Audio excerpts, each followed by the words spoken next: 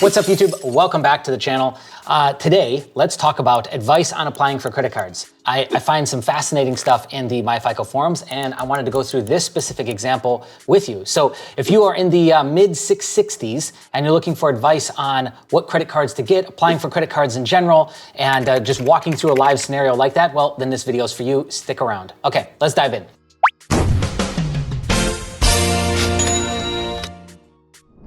So here it is, advice on applying for credit cards. I'm not sure if this is the correct place, given my FICO scores. What would be the best credit cards to apply for? Also, in your opinion, what credit cards should I close? Okay, so what should I get? What should I close? Utilization is at 14%. Here's our scores as of February 2023. February 2023, yes, okay, got it. Experience 665, Trans 675, and Equi is 655. Credit cards that she's got, Discover IT, that is the double cash City, we got a Credit One in there, yuck.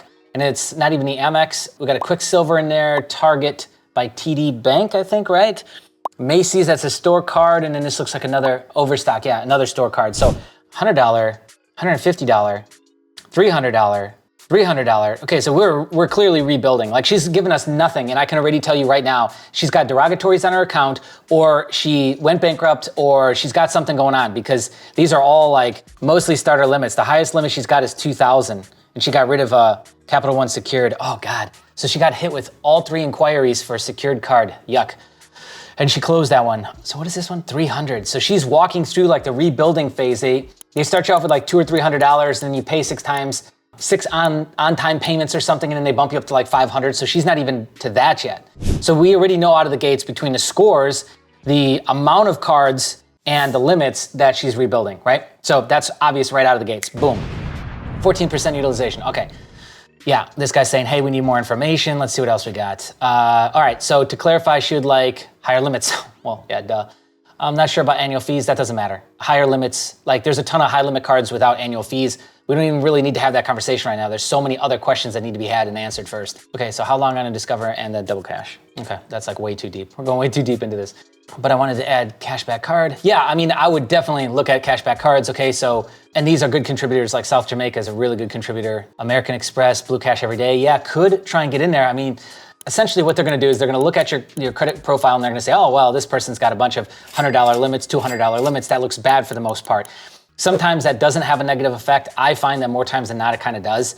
It influences 100% what limits they're willing to give you. That being said is, you know, American Express doesn't start with like $500 limits. It's usually like 1,000. So your worst case scenario is probably like $1,000 limit. Now you could go with a Delta co-brand or any American Express co-brand because it's considered easier to get in, possibly a different underwriting process. I used that way to get in with American Express when I was rebuilding and I had derogatories on my account. It worked great. I got $1,000 starting balance. That being said, the blue card is another one, right? The Blue Cash Every Day. I think that's this one right here too, isn't it? I'm pretty sure that's what that one is. One of these. Great card though. Ah, yes, here we go. The first answer that is probably more in line with what I'm talking about. I would go Navy Fed, like if she can, obviously. And the reason why is because you get in there, and if I don't have an ideal profile, then I need to build up some data points and some transactional history with them, which is where the whole idea of the pledge loans and the money market accounts, direct deposits, et cetera, et cetera, et cetera, et cetera. We know it works. The whole point of doing that is if you have a subprime credit score or if you have a less than ideal credit profile. If you got a great credit profile, don't even worry about it. Like, you could just go in cold and get cards. Well, she doesn't. So Navy Fed would be a great option. PenFed would be another one. If you can get into the military banks, get into all of them. USAA, PenFed, Navy Fed, max those out. I mean, we're talking $80,000 max exposure on credit cards with Navy Fed. You can work yourself up to $50,000 on PenFed, and I don't know with USAA, I don't remember. But I mean, those would be great options to, and again, why I would start there is because I can get higher, usually can get higher credit limits on there, starting limits, and that is going to influence then new cards that I get, new credit limit increases that I get. So I would love to start there with somebody in this situation. That would be my advice if they can. Now, if that's completely out of the gate, then we need to start elsewhere. Yeah, I would also, another thing that I'd be looking at immediately is how can we remove these derogatories, and then let's use some pre-qualification tools to see what else we might be pre-qualifying for. Like, let's go and check out the Apple Card. Let's check out some more of these other cards that we can kind of lock down our accounts, you know, Truist, etc. And let's see if we can get something going there. How long has it been since the first and last card? That's a great question. So let's see, there's 3 pages of this. We're gonna cruise through this. Oldest to youngest, so it looks like 2020. And most recently was the Citibank, which, what was the Citibank? 1,000. Oh, there it is right there. There's the dates. January. That's not bad. So it's definitely because this card here positively influenced that. Cards to get rid of, like, it's gonna affect your history too much. Yeah, these are like, all the crappy ones are from 2020. Just leave them open for now, but do you wanna dump these 2 store cards, like whenever you can. Like, let's go get another, I don't know, 30, 40K in credit, and then let's drop these 2 right here. Okay, well, target red as well. Get rid of all 3.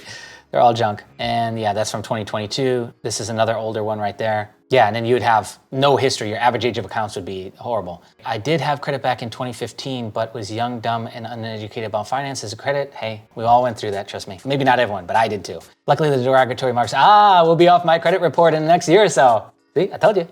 There's got to be derogs. That'd be impossible not to. Okay, so now we responded to this one. Discover almost 3 years, yep. Oh, I did request an increase from Discover a month or so ago, going from 500 to 2,000. That is good, that is good. So this card is really helping. So from everything moving forward, that should positively influence. Like an Apple card would be positively influenced from this. You know, hopefully you could get $2,000, $3,000 limit, if not more, if you were to go that route. Thank you for your input, cool.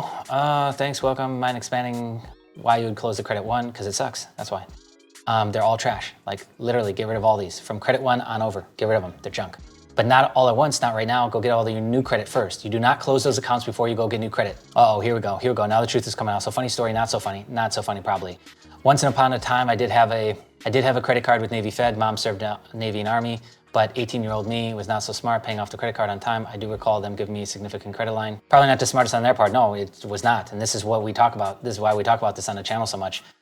So if you burn that bridge with, if you burn the bridge with Navy Fed, then, so that X's that whole thing out. You could maybe go PenFed USAA, start there, but otherwise, yeah, maybe try and wiggle your way into Amex. I'd look at some other pre-qualifications, like Truist would be another good one to go with. Apple, like the GM or the Apple card would be good, and really see where you're at there, right? Because we really need to get like a big domino. You could also add AUs. I know that we don't really talk about this on the channel that much, but if you could influence a nice size trade line on that account, like some $20,000 trade line, that would positively influence every card limit that you're gonna get after that point. And to do it just for that sake, so that you get higher limits with like the next 3 or 4 cards, I would definitely do that. But you're really stuck now that you burn Navy Fed, and like there's maybe 3, 4 cards you could possibly get.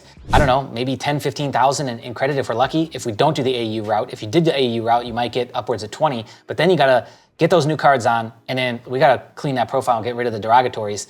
And I don't know, the scores are they're gonna go up when the derogatories are removed, but down when we start closing out accounts and start really refining things down. But like that's the soft outline of the play that I would suggest. And then get yourself into position for like another, I don't know, 3, 4, 5 months. And then that would be the big one. That'd be the bigger app spree, that more stuff is cleaned up. Scores have rebounded. We've now got some history on the new cards, and we could go back to the bureaus that it looks like you have like no action inquiry wise on the bureaus, the age of accounts, and when you last got new accounts over the last 12, 24 months, all positive. Another thing you could be looking at doing is building out checking accounts with credit unions or institutions that you want to bank with. Understand credit unions are usually pretty conservative and they don't like to see derogatory marks. But yeah, anyway, that's my advice on it. So I'd love to hear what you guys think in the comments below. Be nice, be gentle. And again, understand that so many of us did the same thing. Like I did the same, so many that follow the channel did the same exact thing. So anyways, that's it for the video. See you in the next one. Hey, you should subscribe. 60% of you are not subscribed yet, right there. Okay, bye.